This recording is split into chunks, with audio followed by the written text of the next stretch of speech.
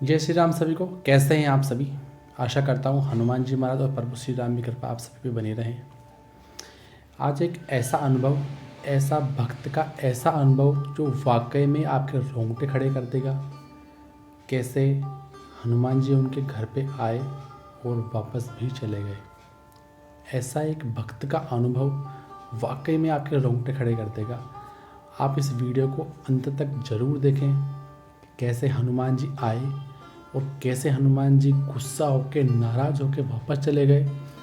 पूरी कहानी आप अंत तक सुनिए। अगर आप मेरे चैनल पे नए हैं तो आप सब्सक्राइब करें और बेल आइकन पे ज़रूर क्लिक करें, जिससे अगर कोई मेरी नई वीडियो आती है तो आपको नोटिफिकेशन ज़रूर मिल जाएगा। कहानी इस प्रकार है। एक भक्त थे, अजमेर के रहने वाले हैं। नाम बताने से उन्होंने मना किया है कि जब बागेश्वर धाम के जो धीरेन्द्र शास्त्री जी हैं, जो उन्होंने बताया कि वो जब से वो प्रचलन में चल रहे थे तब से ही उनके हनुमान जी के प्रति उनकी श्रद्धा शुरू हो गई। तो उन्होंने बताया कि एक छोटी सी वो एक हनुमान जी की मूर्ति अपने घर के अंदर लाके स्थापित करी। स्थापित मतलब कि ऐसे उनसे पानी से नहलाना और सिंदूर वगैरह लगाना।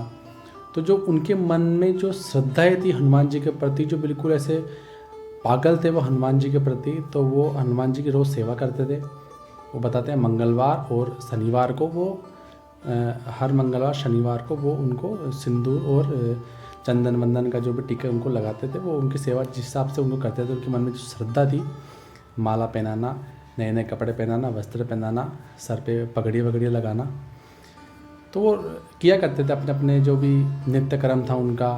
वो बताते हैं कि कभी कभी तो उनके साथ ऐसा हुआ कि वो कभी कभी 100 हनुमान चालीसा पढ़ रहे हैं, कभी वो 200 हनुमान चालीसा पढ़ रहे हैं, कभी 50 पढ़ ली।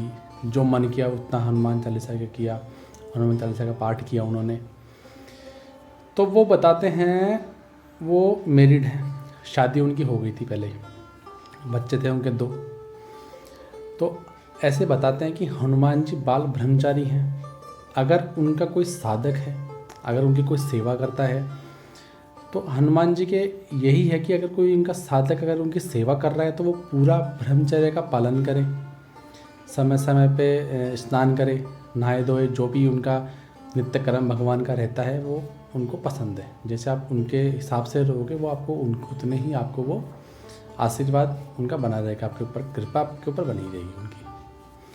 तो वो बताते हैं कि जब शनिवार और मंगलवार को जब वो शयन करते थे, सोते थे, तो वो पूरे किया करते थे, तो पूरी फैमिली एक साथ शयन किया करती थी। मतलब मेरे बोलने का मतलब है कि वो ब्रह्मचर्य का पालन नहीं करते थे, मंगलवार को भी नहीं करते थे और शनिवार को भी नहीं करते थे। तो वो बताते हैं कि कोई रात को जब मेरी आँख खुलती थी, या जब भी मेरे को रात को टॉयलेट लगा, या बच्चे ने उठा दिया हो, या किसी कारणवश वो उठ गए हों, तो उनको ऐसा लगता था कि उनके दरवाजे पे कोई आके नॉक कर रहा है। जैसे 2 बार नॉक करता है ना, वो ठक ठक करके, वैसे उनके दरवाजे पे कोई नॉक करता था। उनकी जब भी आँख खुलती थी उनको यही चीज़ दिखती थी कि कोई उनके दरवाजे पे नॉक कर रहा है, पर वो इस संकेत को समझ नहीं पा रहे थे कि उनके साथ क्या हो रहा है। धीरे धीरे उनका जो दिमाग था वो ऐसे बहुत घूमना स्टार्ट हुआ। बहुत ऐसे लग रहा था कि कोई उनको जकड़ रखा है इन चीज़ों के अंदर कि क्या हो रहा है क्या नहीं हो रहा है, उनको कुछ समझ भी नहीं आ रहा था। तो वो बताते हैं उनको उनके कोई हैं, कोई रिलेटिव हैं, उनके पास गए वो। उन्होंने उनको बताया कि मेरे साथ ऐसे ऐसे होता है कि मैं रात को सो रहा हूँ, कोई नॉक कर रहा है दरवाज़ा। ऐसे क्या शक्ति है जो दरवाज़ा नॉक करती है, या कोई छलावा टाइप से कोई है, या कोई इंसान है जो मुझे परेशान करता है, दिमाग काम नहीं करता है। सारी उनकी घटनाएं उन्होंने उनको बताई।